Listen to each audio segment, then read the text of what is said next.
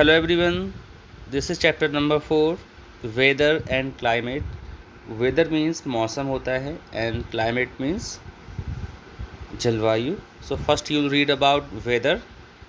So what is weather beta? Weather can be defined as the condition of the atmosphere over a short period at a given place at a given time. So weather को भी define कर सकते हैं इस तरह से कि जो weather होता है वो एटमॉस्फेरिक कंडीशंस होती हैं. सो आपको ये बात ध्यान रखना पड़ेगी कि जो वेदर है वो एटमॉस्फेरिक कंडीशन है किसी प्लेस की, बट शॉर्ट टाइम के लिए. जैसा मान लो इस वक्त टेम्परेचर ज़्यादा है, गर्मी हो रही है, तो हम ये कहेंगे कि इस वक्त का वेदर हॉट है. बट अभी एकदम से बारिश शुरू हो जाए तो हम देखेंगे टेम्परेचर डाउन हो जाता है, तो हम ये कहेंगे कि वेदर हमारा रेनी है, वेदर ठंडा हो गया. तो जो वेदर होता है वो कुछ पल के लिए ठहरता है और तुरंत उसमें बदलाव भी आ सकता है. तो वेदर एक दिन में कई बार बदल सकता है. तो वेदर जो होता है वो शॉर्ट पीरियड का टेम्परेचर होता है या रेन हो रहा है, उसको हम वेदर का नाम देते हैं. The atmosphere is affected by the condition of air temperature, air pressure, wind, humidity and rainfall. किसी भी प्लेस का जो एटमॉस्फेयर होता है वो कई ऐसी कंडीशंस हैं जिसकी वजह से उसमें चेंज आता है. एयर टेम्परेचर क्या है या एयर प्रेशर क्या है, विंड, हवा कितनी तेज़ चल रही है, ह्यूमिडिटी क्या है, आर्द्रता क्या है, मतलब हवा में नमी कितनी है, एंड रेनफॉल और बारिश किस तरह से हो रही है. तो ये जितनी भी कंडीशंस हैं वो किसी भी प्लेस के एटमॉस्फेयर पे इफ़ेक्ट डालती हैं. इसकी वजह से वहाँ का वेदर एकदम से चेंज हो जाता है. So on the other hand climate consist of the average weather condition that are present over a large area for a long period of time. अगर हम क्लाइमेट की बात करें तो क्लाइमेट को अगर हम डिफ़ाइन करना चाहेंगे तो क्लाइमेट किसी भी लार्ज एरिया का लंबे समय के लिए जो एटमॉस्फेरिक जो वेदर कंडीशंस होती हैं उन वेदर कंडीशंस का जो एवरेज है उसको हम क्लाइमेट का नाम देते हैं. अगर हम यहाँ पर टाइम की बात करें तो ये एटलीस्ट 30 to 40 ईयर्स होता है. क्लाइमेट में जो पीरियड होता है वो 30 to 40 ईयर्स होता है. किसी भी प्लेस के 30 से 40 साल के जो वेदर कंडीशंस होती हैं उन वेदर कंडीशंस का जो एवरेज है उसको हम क्लाइमेट का नाम देते हैं, मतलब उसको हम जलवायु का नाम देते हैं. The weather in a place can change in a few hours और a few days as it is affected by wind, sun rays, temperature, humidity, rains at a particular time. Weather जो है वो कुछ घंटों में ही या कुछ दिन में चेंज हो सकता है. क्यों? क्योंकि जो वेदर है तो वेदर तो एटमॉस्फेरिक कंडीशंस का रिज़ल्ट है. तो एटमॉस्फेरिक कंडीशंस जो होती हैं वो विंड, सनरेज, टेम्परेचर और ह्यूमिडिटी और रेन से अफेक्टेड होती हैं. इस वजह से उस प्लेस का वेदर कुछ घंटों में चेंज हो सकता है या कुछ दिनों में चेंज हो सकता है. Thus the weather is temporary state of atmospheric condition. तो हम कह सकते हैं कि जो वेदर है वो किसी भी प्लेस की temporary state of atmospheric condition है, मतलब ये अस्थाई स्थिति है. टेम्परेरी का मतलब होता है जो परमानेंट नहीं, जो चेंज हो सकता है उसको हम टेम्परेरी बोलते हैं. तो ये टेम्परेरी एटमॉस्फेरिक कंडीशंस का रिजल्ट है वेदर. इट में change in a few hours और फ्यू डेज. जैसा अभी हमने पढ़ा कि जो वेदर है वो कुछ घंटों में या कुछ दिनों में चेंज हो सकता है. जैसे मैंने आपको एग्जाम्पल दिया, धूप निकली है, टेम्परेचर ज़्यादा रहेगा, 1 घंटे बाद बारिश शुरू हो गई, अब टेम्परेचर कम हो जाएगा, तो मतलब वेदर चेंज हो गया। तो वेदर तो चेंज हो सकता है जल्दी। The climate of a place remains the same for 30 to 40 years. किसी भी प्लेस की जो क्लाइमेट होती है वो 30 to 40 ईयर्स सेम रहती है, मतलब उसका जो एवरेज है वो एक जैसा ही रहता है। And may be hot, climate 30 से 40 वर्ष में हॉट रह सकती है, कोल्ड भी रह सकती है, रेनी रह सकती है, ड्राई भी रह सकती है। तो ये जो रेनी, ड्राई या कोल्ड रखा है, ये एवरेज वेदरिक एवरेज वेदर कंडीशंस की बात हो रही है यहाँ पर। It may not remain the same throughout the year and this gives rise to the seasons. ये पूरे वर्ष भर एक जैसी नहीं रह सकती, इसलिए इसकी वजह से जन्म लेते हैं सीजन्स, ऋतुएं जन्म लेती हैं। So in this picture you can see the different period of the day, morning, afternoon, evening, night.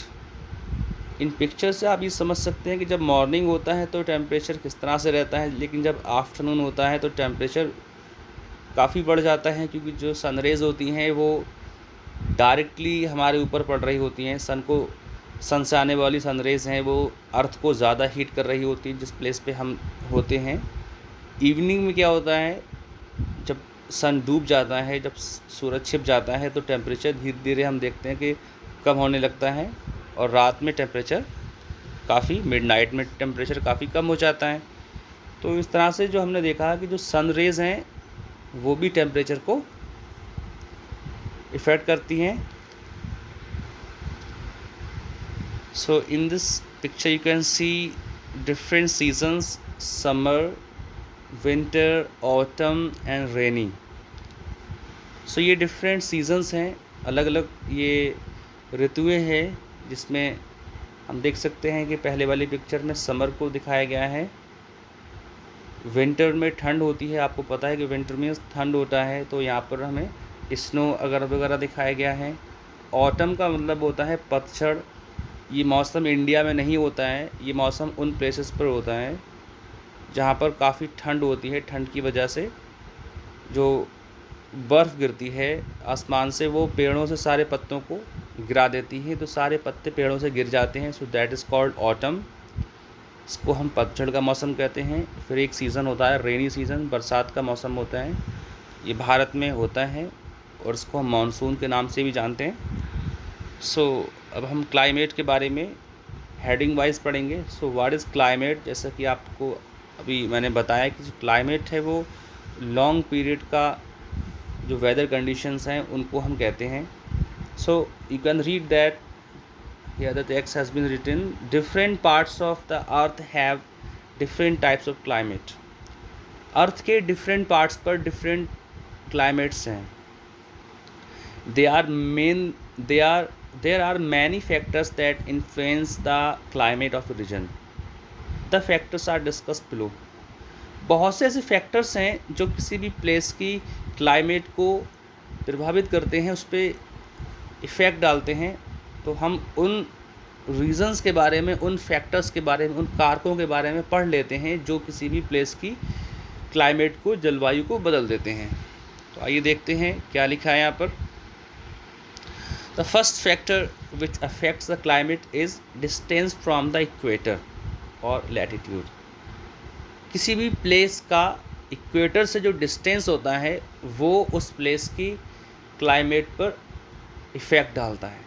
कैसे? जैसे कि आपने प्रीवियस चैप्टर्स में पढ़ा कि क्लाइमेट वो प्लेस होता है जहाँ पर सबसे ज़्यादा सन रेज़ जो होती हैं वो सीधी पड़ती हैं, डायरेक्ट गिरती हैं। इसकी वजह से जो इक्वेटर है, इक्वेटर के पास में जितने भी प्लेसेस होते हैं वहाँ पर गर्मी ज़्यादा रहती है, वहाँ पर टेम्परेचर ज़्यादा रहता है, क्योंकि वहाँ पर सन रेज़ डायरेक्टली पड़ रही होती है, तो इसलिए वहाँ पर टेम्परेचर हाई हो जाता है। लेकिन जो प्लेसेस इक्वेटर से जितना दूर होगा उस प्लेस पर उतनी ही ज़्यादा जो टेम्परेचर में कमी आती चली जाएगी। जैसे जैसे कोई प्लेस इक्वेटर से दूर जाता है वैसे वैसे वहाँ पर ठंड जो होती है वो बढ़ती चली जाती है और टेम्परेचर कम होता चला जाता है। So in this picture you can see the mid line, the great circle is the equator and here the sun. We can assume that these are the sun rays which are falling on the earth.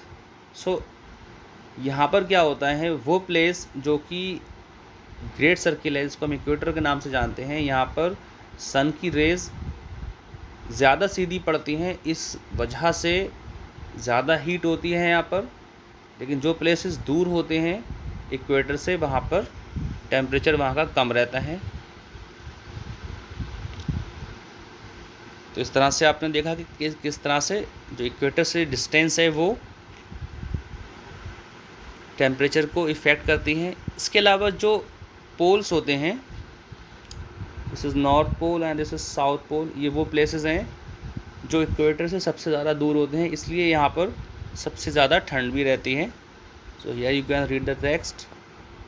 The poles are the farthest from the equator, thus are the coldest region. Poles जो हैं, जो ध्रुव होते हैं, वो equator से सबसे दूर स्थित होते हैं, इसलिए ये सबसे ठंडे क्षेत्र होते हैं। In the polar regions the sun rays are slanting. Polar regions पे जो सन रेज होती हैं वो तिरछी पड़ती हैं, मतलब वो सीधी नहीं पड़ती हैं, तिरछी पड़ती हैं। इस वजह से वहाँ पर टेम्परेचर कम रहता है। स्लैंडिंग का मीनिंग होता है तिरछा, इटैलिक्स होता है जो। They cover a longer distance and sun's rays are separate over a large area. Polar regions पे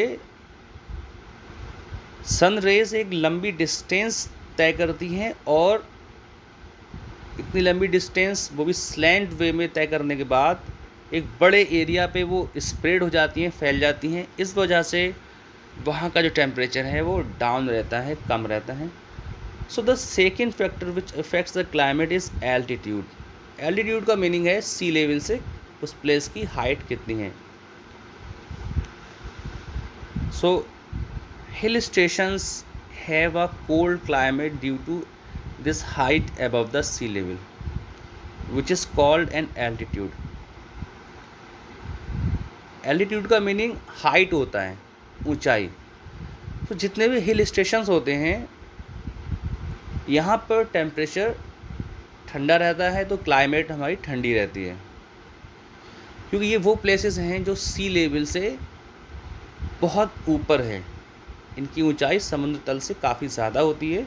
इस वजह से जो हिल स्टेशंस होते हैं वो ठंडे रहते हैं और इस हाइट को ही हम एल्टीट्यूड के नाम से जानते हैं। The temperature decreases with the increase in the height. जैसे जैसे हम समुद्र तल से ऊंचाई बढ़ती चली जाती है वैसे वैसे टेम्परेचर कम होता जाता है, डिक्रीज़ होता है। डिक्रीज़ का मीनिंग कम हो जाना होता है। So in this picture you can see this is a hill station of Rajasthan. The name is Mount Abu. Two places situated on the same altitude may have different temperature. Thus desert and Mount Abu hill stations are not far away from each other but different in altitude because of their altitude. So कोई भी दो place जिनका latitude same है, मतलब equator से distance same है, but उनकी सी level से हाइट डिफरेंट है, तो इस वजह से हम देख सकते हैं कि दो प्लेसेस जो कि काफ़ी पास हैं लोकेटेड, उनके बीच का डिस्टेंस ज़्यादा नहीं है, बट और इक्वेटर से डिस्टेंस भी लगभग उनकी बराबर है, लेकिन एल्टीट्यूड सेम नहीं है। सी लेवल से उनकी हाइट बराबर नहीं, इस वजह से वहाँ के टेम्परेचर में हम फ़र्क देख सकते हैं। एग्जाम्पल के लिए यहाँ पर हम देख सकते हैं the desert and the Mount Abu hill stations are not far away from each other. Desert यानी कि रेगिस्तान और माउंट आबू हिल स्टेशन ये एक दूसरे से ज़्यादा दूर नहीं है, लेकिन इनका जो एल्टीट्यूड है वो कम ज़्यादा है। मतलब डिज़र्ट का जो एल्टीट्यूड है बहुत कम है और माउंट आबू का एल्टीट्यूड ज़्यादा है, इस वजह से वहाँ के टेम्परेचर में हम फ़र्क देख सकते हैं। And this is number 3